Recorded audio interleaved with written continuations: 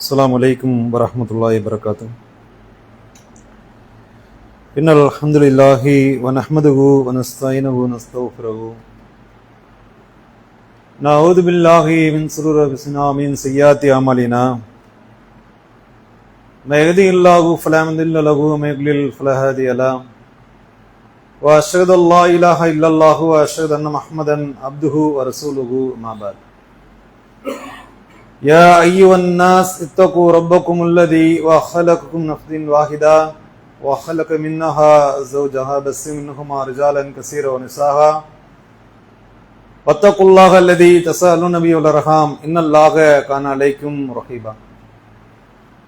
يا أيها الذين آمنوا اتقوا الله حق تقاته ولا تموتن إلا وأنتم مسلمون. يا أيها الذين آمنوا اتقوا الله وقولوا قولا سديدا يصلح لكم أعمالكم يغفر لكم ذنوبكم ومن يطع الله ورسوله فقد فاز فوزا عظيما. فإن أصدق الحديث كتاب الله وخير الهدي هدي محمد صلى الله عليه وسلم وشر الأمور محدثاتها وكل محدثة بدعة وكل بدعة ضلالة وكل ضلالة في النار. புகழ் அனைத்தும் இவ்வுலகத்தை படைத்து பரிபாலிக்கின்ற ஏகனாகிய அல்லாஹ் ஒருவனை போற்றி போந்தவனாக அவனது அருளும் கருணையும் பெருமான நபிகள் நாயகம் ஸல்லல்லாஹு அலைஹி வஸல்லம் அவர்கள் மீதும் அவர்களை பின்பற்றி வாழ்ந்த நபி தோழர்கள் நபி தோழியர்கள் முஃமினான ஆண்கள் பெண்கள் குறிப்பாக இங்கு அமர்ந்திருக்கக்கூடிய நம் அனைவரின் மீது நிலவட்டும் என்று அல்லாஹ்விடத்திலே பிரார்த்தித்தவனாக இந்த ஜும்மா உரையை ஆரம்பம் செய்கின்றேன். கண்ணியத்துக்குரிய எல்லாஹுல்ல அல்லாஹுவின் நல்லடியார்களே, நபிகளார் கூறினார்கள், சூரியன் உதிக்கக்கூடிய நாட்களிலே சிறந்த நாளாக வெள்ளிக்கிழமை இருக்கிறது. அந்த நாளினுடைய தொழுகைக்காக ஜும்மாவுடைய வணக்கத்தை நிறைவேற்றுவதற்காக நாம் எல்லாம் இங்கு ஒன்றாக குழும்பியிருக்கின்றோம். அல்லாஹ் ரப்பல் ஆலமீன் அவன் படைத்திருக்கக்கூடிய மனித குலம், இந்த மனித சமுதாயம் இன்றைக்கு பல்வேறு விதமான முன்னேற்றத்தை நோக்கி சென்று கொண்டிருக்கிறார்கள். இன்னைக்கு மிகப்பெரிய அளவில் மருத்துவ ரீதியாலும் சரி, இன்ன பிற கண்டுபிடிப்புகளையும் மனிதன் மிக வேகமாக சென்று கொண்டிருக்கக்கூடிய ஒரு காலகட்டத்தில் இருக்கிறோம். இன்னைக்கு மனிதனுடைய கண்டுபிடிப்புக்கெல்லாம் முக்கியமான காரணமாக எதுவாக இருக்கு என்று நாம் பார்த்தோம் என்று சொன்னால், அளப்பரிய அளவில் இன்றைக்கு கண்டுபிடிப்புகள் இருக்கிறது. அதற்கு முக்கிய அடிப்படை என்னவென்று சொன்னால் அவனுடைய ஆசைகள் தான். ஒரு மனிதனுக்கு ஆசை தான் அவனுடைய முன்னேற்றத்தை நோக்கி பயணிக்க வைக்கிறது. மனிதனுக்கு ஆசை இல்லைன்னு வைங்களேன், அவன் அப்படியே இருந்துருவான். இன்றைக்கு தன்னுடைய குடும்பத்தினுடைய வாழ்க்கைக்காக, தன்னுடைய குடும்பத்தினுடைய வாழ்க்கையை தரம் உயர்த்த வேண்டும் என்பதற்காக ஆசைப்படுகிறார்கள், உழைக்கிறார்கள், முன்னேற்றத்தை அடைகின்றதை பார்க்கிறோம். மனித குலத்திற்கு நன்மை செய்யக்கூடிய பல்வேறு கண்டுபிடிப்புகளை கண்டுபிடிக்கிற அது ஒரு ஆசைதான். அப்ப ஒரு மனிதனுடைய ஆசையினுடைய வெளிப்பாடாக இன்றைக்கு பல்வேறு விதமான வகையில மனிதன் பயனடைகின்ற காட்சியை பார்க்கின்றோம். ஆனால் இன்றைய காலகட்டங்கள் எப்படி இருக்கிறது? அதே மனிதனுடைய ஆசைகள் வேறு மாதிரியாக மாறிவிடுகிறது. அதில் குறிப்பாக பேராசை. ஒரு மனிதனுடைய வாழ்க்கையில் பேராசை வரும் என்று சொன்னால் அது அவனுடைய அழிவுக்கு காரணமாக அமைந்து விடுகிறது. இன்றைக்கு பல பேர் அழிந்து போவதற்கு காரணம் என்ன? தனிப்பட்ட முறையில் அவனுடைய வாழ்க்கையை நாசப்படுத்திக் கொள்ளக்கூடியது, அவனுடைய நிம்மதியை கெடுத்துக் கொள்ளக்கூடியது, மன உளைச்சலுக்கு ஆளாகி இந்த வாழ்க்கையை வெறுத்து விட்டு இந்த உலகமே எனக்கு தேவையில்லை என்று சொல்லி அவனை மாய்த்துக் கொள்ளக்கூடிய பல்வேறு நிகழ்வுகள் இன்றைக்கு தினம் தினம் அன்றாடம் நடந்து கொண்டிருக்கக்கூடிய ஒரு நிகழ்வாக இருக்கிறது. இன்றைக்கு இருக்கக்கூடிய காலகட்டங்களில் மனிதனுடைய வாழ்க்கை நிம்மதியற்ற வாழ்க்கையாக, மன உளைச்சலுக்கு ஆளாக்கப்பட்ட வாழ்க்கையாக மாறிக்கொண்டிருக்கிறது. என்ன காரணம்? ஏன் அதனால் நடக்குது என்று ஒரு தினம் நாம் சிந்தித்து பார்த்தோம் என்று சொன்னால் அதற்கு அடிப்படையில் என்ன இருக்கு என்று சொன்னால் மனிதனுடைய பேராசை இருக்கிறது. அவனுடைய பேராசை என்ன செய்து அவனை கொண்டு போய் வழிகேட்டில் தள்ளி மார்க்கத்துக்கு முரணான காரியங்களில் ஈடுபட்டு வைத்து மறுமை என்ற வாழ்க்கையை மறந்து இஸ்லாத்தை புறந்தள்ளிவிட்டு அவனுடைய மனோ எச்சைகளுக்கு அடிமையாகி அவன் மார்க்க வரம்புகளை கூட மீறுகின்ற அளவுக்கு இன்றைக்கு ஒரு மனிதன் செல்கிறான் என்று சொன்னால் அதற்கு அடிப்படை காரணம் என்ன என்று ஆராய்ந்து பார்த்தால், சிந்தித்து பார்த்தால் அது முக்கியமான அம்சம் என்ன? அவனுடைய இடத்துல இருக்கக்கூடிய பேராசையினுடைய விளைவுகள் தான். எனவேதான் இஸ்லாம், அல்லாஹ்வுடைய தூதரவர்கள் இந்த பேராசை குறித்து நமக்கு அதிகமான அளவுல உபதேசங்களை செய்திருக்கிறார்கள், அழகிய வழிகாட்டுதலை கொடுத்திருக்கிறார்கள். இந்த உலக வாழ்க்கையை நீங்க நிம்மதியாக வாழ வேண்டுமா? இந்த உலகத்திலே சந்தோஷமாக மன உளைச்சல் இல்லாமல் உங்களுடைய வாழ்க்கை போக வேண்டும் என்று சொன்னால் அதற்கு அழகிய ஒரு மனோ தத்துவராக இன்னைக்கு சொல்றாங்கல்ல, சைக்காலஜிஸ்ட், மனோ தத்துவ டாக்டர், இதையெல்லாம் தாண்டி நபிகள் பெருமானார் ஸல்லல்லாஹு அலைஹி வஸல்லம் அவர்கள் சிறந்த முறையில் நமக்கு என்ன செய்யறாங்க? ஆலோசனைகளை தருகிறார்கள், வழிகாட்டுதலை கொடுக்கிறாங்க. அதை நாம் சரியான முறை கடைபிடித்தோம் என்று சொன்னால் இந்த பேராசையின் பக்கம் செல்லாமல் நம்மளுடைய நிம்மதியை துளைக்காமல் சந்தோஷமாக வாழ்வதற்குரிய அழகிய வழிகாட்டுதல் இஸ்லாத்துல தவிர எங்கேயும் நீங்க பார்க்க முடியாது. அவ்வளவு செய்திகள் இருக்கிறது. இன்னைக்கு சமீப காலமா பாருங்க, நமக்கு கிடைக்கக்கூடிய தகவல்கள், நாம பார்க்கக்கூடிய சமூக வலைதளங்கள்ல, பத்திரிகை செய்திகள்ல, தொலைக்காட்சி காட்சிகள்ல போடக்கூடிய தகவல் எடுத்து பாருங்க. மனிதனுடைய இன்றைக்கு நிலை எப்படி இருக்கு என்று சொன்னால் பொருளாதாரத்தின் மீது அதிகமான பேராசை இருக்கிறது. பொருளாதாரம் வேண்டும் தான், பொருளாதாரம் என்பது முக்கியமான ஒரு அம்சம் தான். பொருளாதார ஒரு வாழ்க்கைக்கு முன்னேற்றத்துக்கு தேவையானதான், அதை திரட்டுவதில் தவறு கிடையாது. ஆனால் அதுதான் ஒரு மனிதனுடைய முழு விஷயமாக, அது இருந்தாலே என்னால வாழ அப்படி ஒரு நிலை கிடையாது. அந்த பணத்தை சம்பாதிக்க வேண்டும் என்பதற்காக இன்ன பிற காரியத்தெல்லாம் இழந்து அந்த பணத்தின் மீது உள்ள மிகப்பெரிய பேராசையை நோக்கி மனிதன் சென்று கொண்டிருக்கிறான். என்ன காரணம்? இன்னைக்கு உலகத்தினுடைய இன்பங்களை பார்க்கிறான், உலகத்துடைய கவர்ச்சியை பார்க்கிறான், உலகத்தினுடைய இந்த செல்வங்கள் பொருளாதாரங்கள் எல்லாம் பார்க்கும்போது இதை எப்படியாவது அடையணும், இது எப்படியா நமக்கு கிடைக்கணும், அதுவும் உடனடியாக குறுகிய காலத்தில். பல பேர் பேராசையினுடைய விளைவு, பேராசையுடைய விபரீதத்துடைய முக்கிய அம்சம் தெரியுமா? விரைவாக நான் சம்பாதிக்க வேண்டும், விரைவாக மிக சிறிய ஒரு காலகட்டத்தை குறுகிய கட்டத்தில் மிகப்பெரிய கோடீஸ்வரனாக மாறிவிட வேண்டும். எப்படி பேர் கார் வைத்திருக்கிறார்களோ, எப்படி பேர் மிகப்பெரிய வாகனங்கள் மிகப்பெரிய கார்களை பங்களாக்களை வைத்திருக்கிறார்களோ, அது போன்று எனக்கு கிடைக்க வேண்டும் என்று சொன்னால் நான் என்ன செய்யணும்? எனக்கு காசு வேணுமா இல்லையா? அதுக்கு பணம் வேணுமா இல்லையா? அதற்கு உடனடியாக குறுகிய காலத்துல சம்பாதிப்பதற்குரிய வழி என்ன? அப்படி தேடும் போது இப்படி தேடக்கூடியவர்களை ஏமாற்றுவதற்கே சில பேர் இருக்கிறார்கள். இவன் தயாரா இருக்கிறான்ல, பேராசையின் காரணமாக இவன் ஏமாறுவதற்கு தயாரா இருக்கிறான். அப்ப தயாரா இருக்கும் போது ஏமாற்றுக்காரன் சும்மா இருப்பானா? மோசடிக்காரன் சும்மா இருப்பானா? அவன் பல வழிகளை, குறுக்கு வழிகளை காட்டுகிறான். நீங்க உடனடியே பெரிய கோடீஸ்வரனா மாறணுமா, பெரிய செல்வந்தனாக மாறணுமா? அவன் சொல்லுகின்ற சில விஷயத்திற்குள்ளே நுழைகிறார்கள். அதை ஒரு கணம் சிந்தித்து பார்த்தால் அது ஒரு முட்டாள்தனமா இருக்கும். அதை ஒரு கணம் சிந்தித்து பார்த்தால் ஏமாற்று வேலையா இருக்கும். ஆனா இவனுக்கு அந்த பொருளாதாரத்தின் மீது உள்ள அந்த பேராசை என்ன செய்யுமா?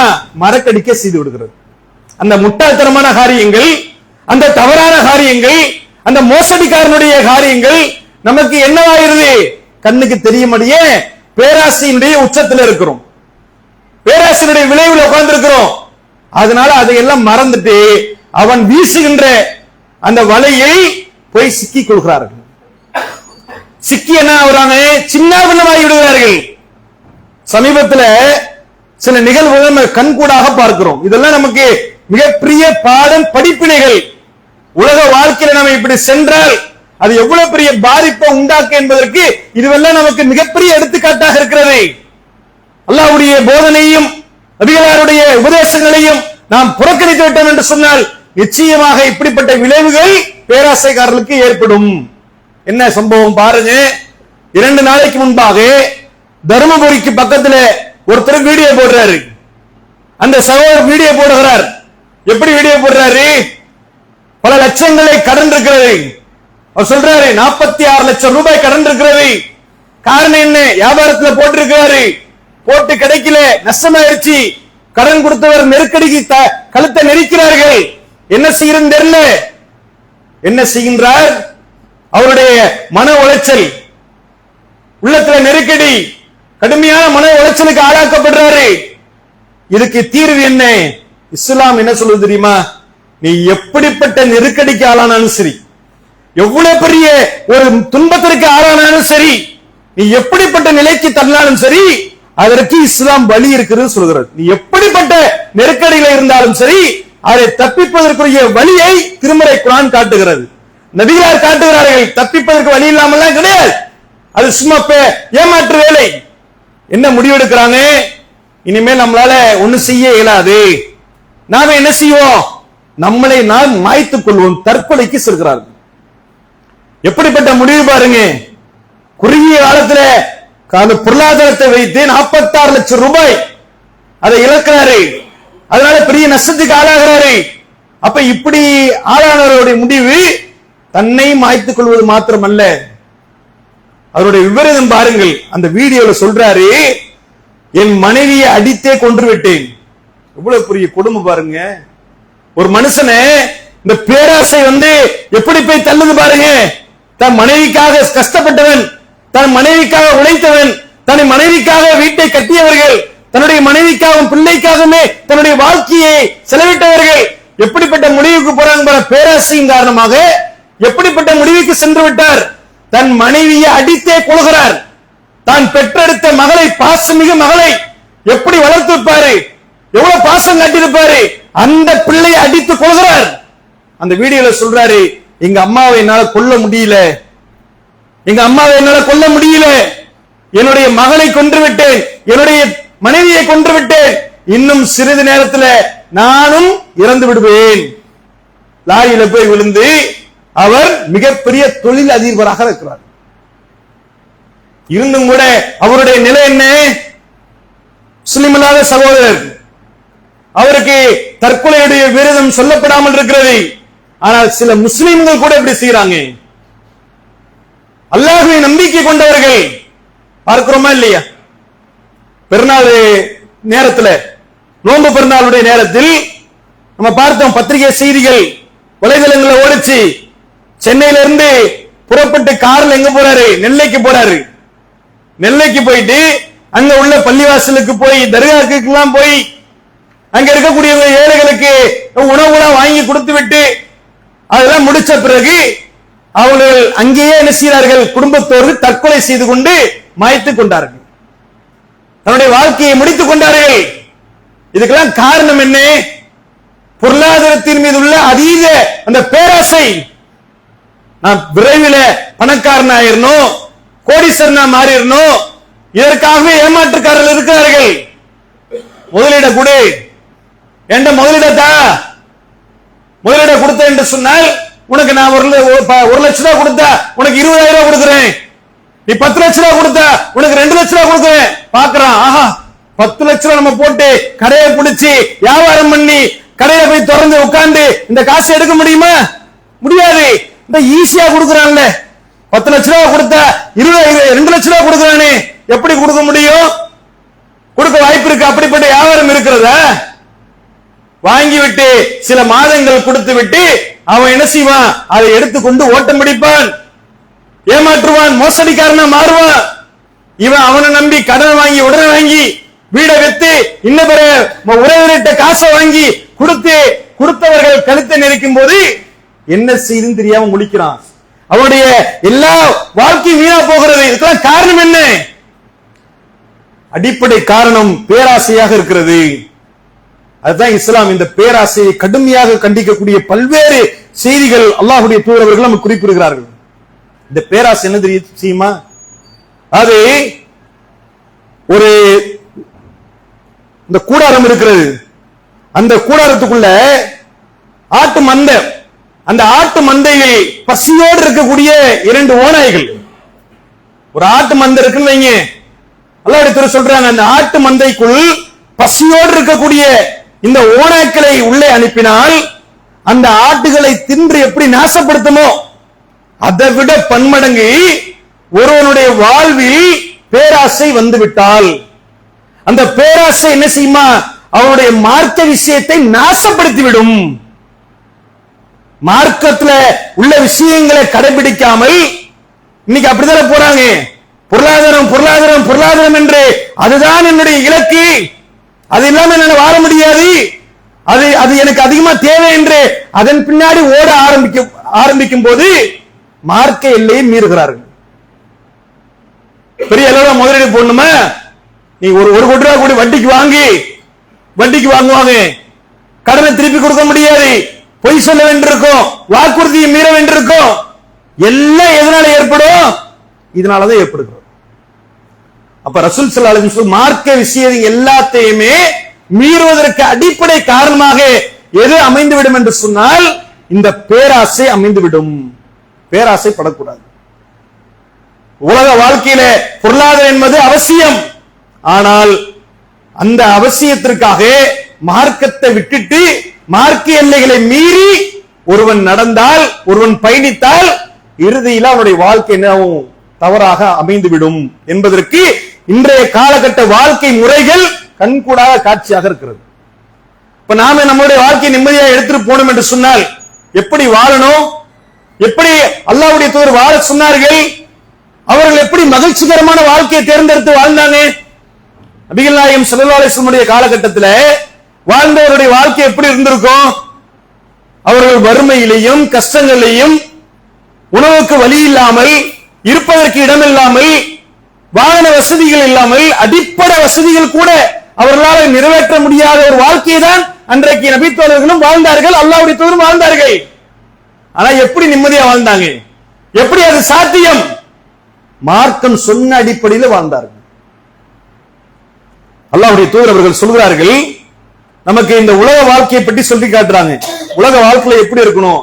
நல்ல பெரிய செல்வங்கள் பெற்றவர்களாக, நல்ல மாளிகைகளை பெற்றவர்களாக, நல்ல பங்களா வைத்துக் கொண்டு வாழக்கூடியவர்களாக, காரு பைக் என்று இதுபோன்ற வசதிகளோடு வாழக்கூடியதான் நல்ல வாழ்க்கை. அவர்கள் அல்லாஹ்வுடைய பரக்கத்தை பெற்றவர்களை போன்ற ஒரு நிலையை மாற்றிக் கொண்டிருக்கிறார்கள்.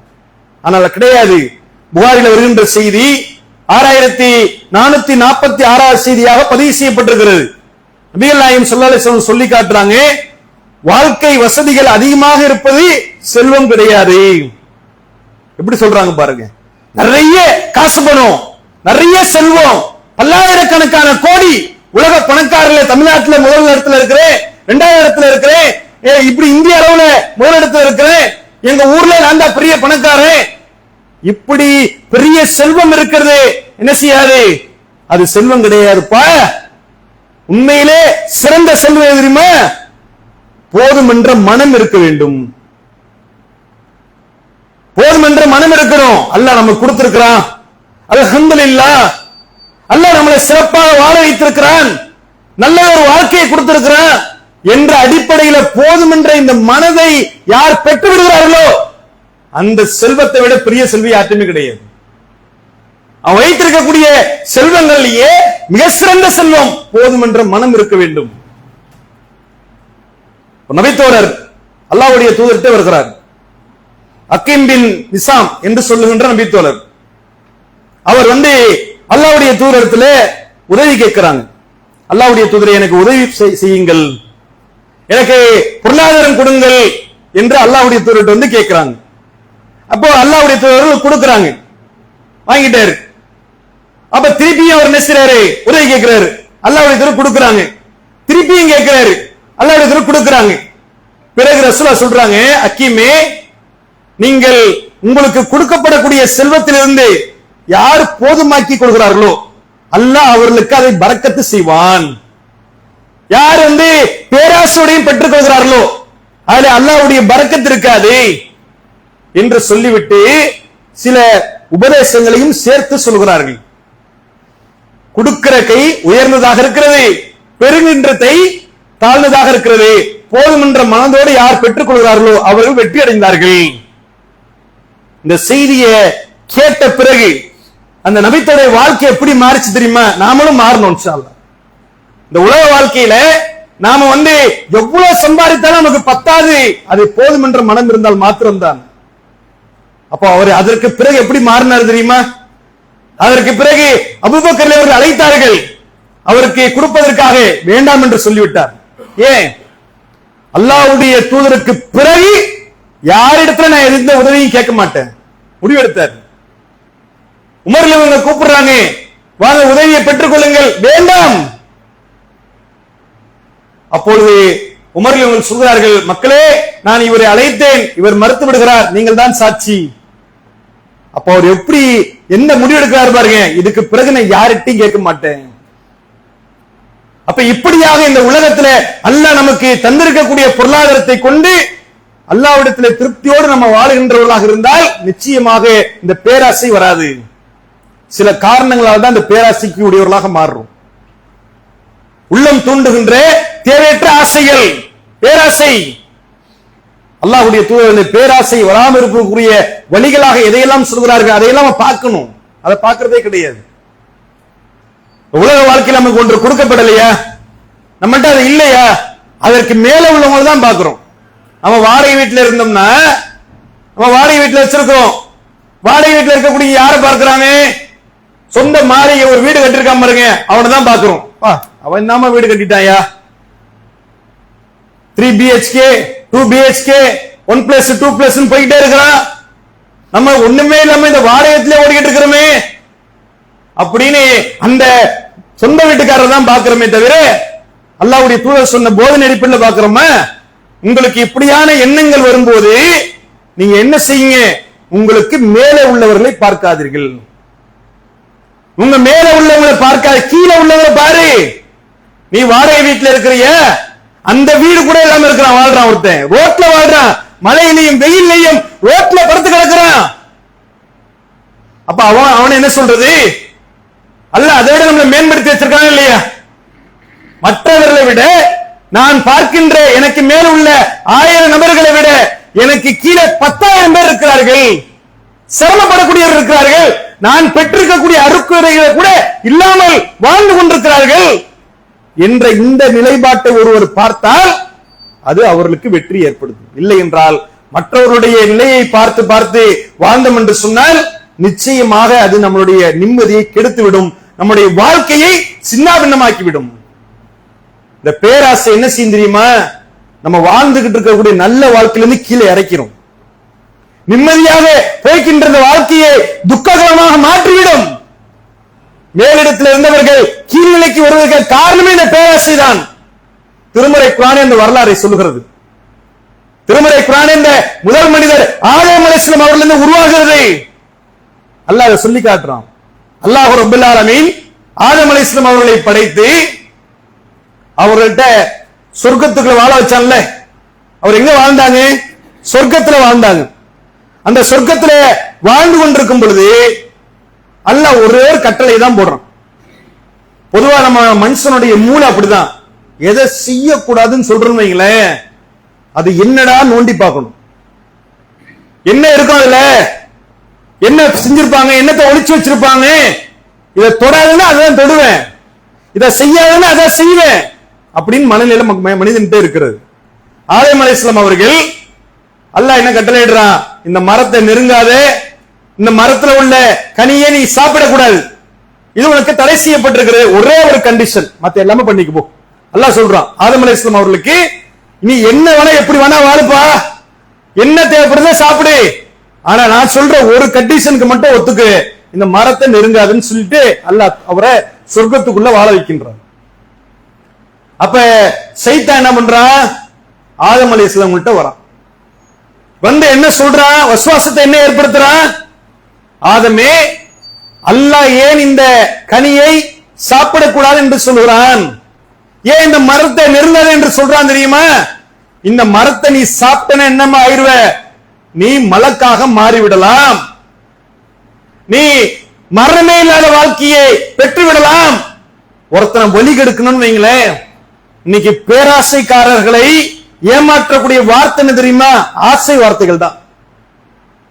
நீ குடு, எப்படி ஆயிரும் பாரு, கொடுத்து பாரு, ஒரு வருஷத்துல 6 மாசத்துல நீ எங்கேயோ போயிருவ, நீ நிக்கிற இடமே வேற பண்ணுவான்.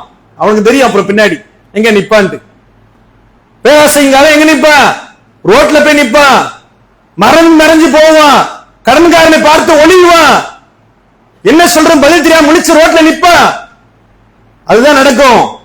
அப்ப அவன் அந்த சைத்தான் என்ன செய்கின்றான், ஆதம் அலைஹிஸ்ஸலாம் அவர்களுக்கு ஆசை வார்த்தைகளை தூண்டுகிறார்.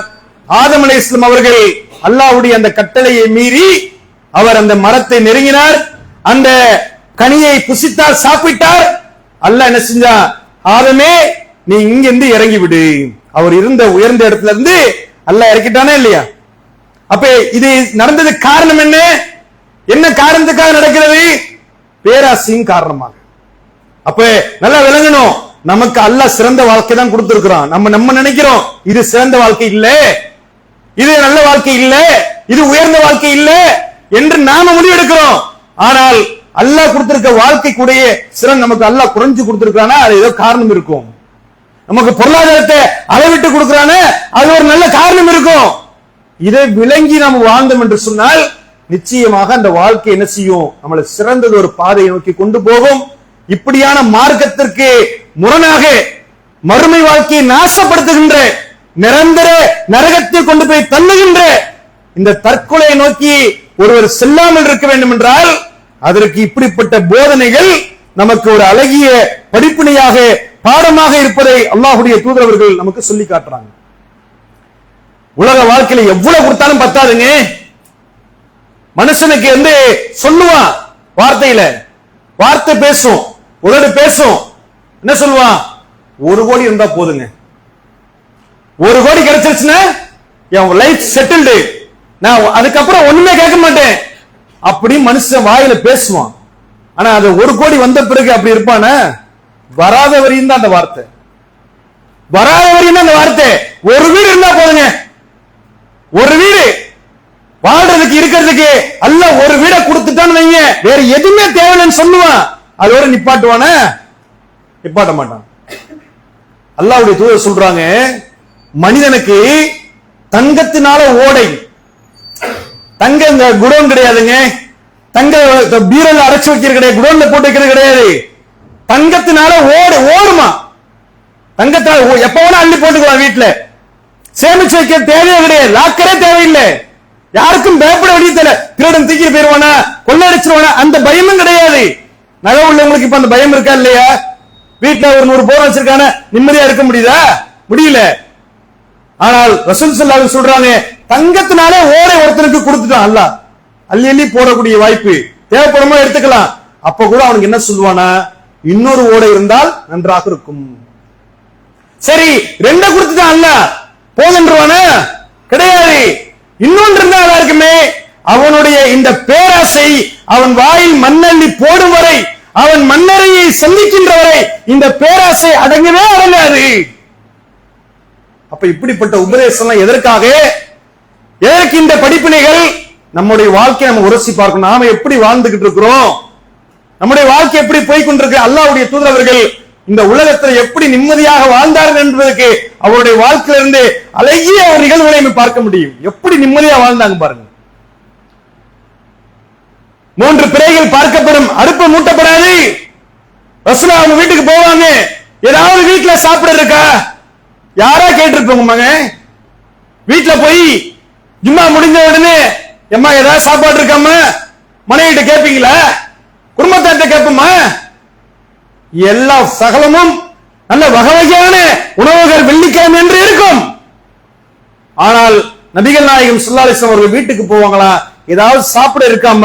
வீட்டுல பதில் வரும், ஒன்றுமே இல்லை, ஒன்றுமே இல்லை.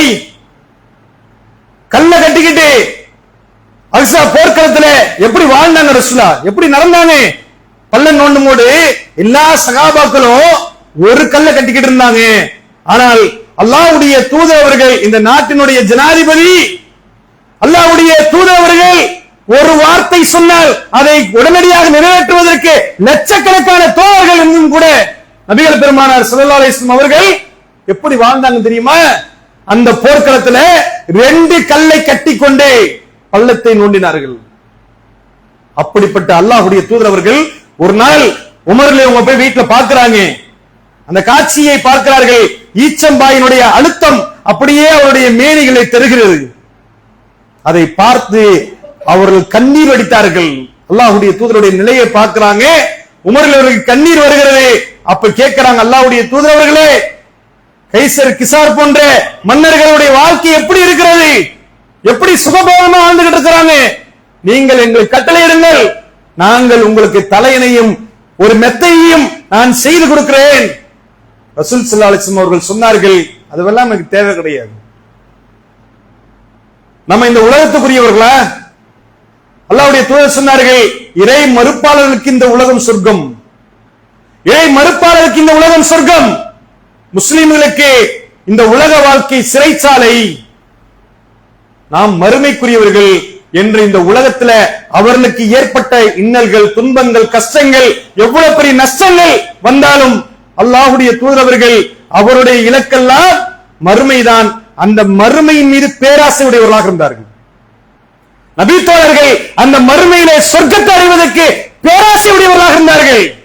அந்த சொர்க்கத்தை அடைவதற்கு எதையும் கொடுப்பதற்கு தயாராக இருந்தார்கள். ஆனால் நம்முடைய ஆசை, பேராசை எல்லாம் இந்த துனியாவை நோக்கி பயணித்துக் கொண்டிருந்தது சொன்னால் அது மாலை மறுமையிலே நமக்கு வெற்றி அளிக்காது. அல்லாஹ்வுடைய தூதர் சொன்னார்கள், இந்த உலகத்துல நீ ஒரு அந்நியனை போன்று வாழ், இப்படி வாழ்ந்தா உனக்கு பேராசை ஏற்படாது. இனிமே இந்த பேராசை இல்லாமல் வாழ்ந்தால் நம்முடைய வாழ்க்கை சிறப்பானதாக, நிம்மதியான, கவலையற்ற வாழ்க்கையாக மாறும் என்பதற்கு இப்படியான பல்வேறு தகவல்கள் அல்லாஹ்வுடைய தூதர் அவர்கள் நமக்கு சொல்லியிருக்கிறார்கள். அந்த உபதேசங்களை நம்முடைய வாழ்வில் கடைபிடித்து பேராசை இல்லாத, அல்லாஹ்வுக்கு கட்டுப்பட்டு போதுமென்ற மனதோடு வாழுகின்ற அந்த நோக்கத்தை, அந்த வாழ்க்கையும் தருகின்றவர்களாக, பெறுகின்றவர்களாக வல்ல ரஹ்மான் நம் அனைவரையும் ஆக்க அருள வேண்டும் என்று பிரார்த்தித்து இந்த ஜும்மாவுடைய முதல் உரையை நிறைவு செய்கின்றேன். அஸ்ஸலாமு அலைக்கும் வரஹ்மத்துல்லாஹி வபரகாத்துஹு.